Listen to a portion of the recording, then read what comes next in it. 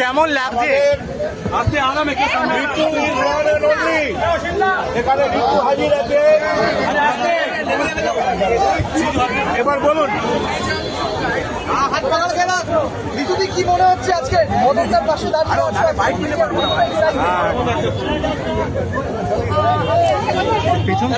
পড়ে যাবি না কি রে ভাই? এই যে উন্মাদনা হয়েছে এই ছবিটা নিয়ে, এইটাই উন্মাদনা যারা দর্শকের মধ্যে থাকে সেটা দেখা।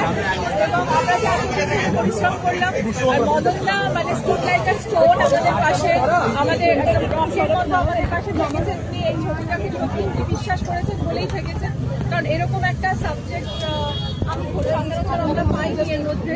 তো যে মানুষদের কথা বলা আছে যে মানুষরা এত কষ্ট করে এত দূর থেকে ট্রেনে করে এসে আমাদের জন্য তাদের জীবনের অনেকটা বড় অংশ দিয়ে দেয়, সেই মানুষগুলোর গল্প বলেছে রামকমল এবং তাদের সাথে আমাদের সম্পর্কের গল্প বলেছে।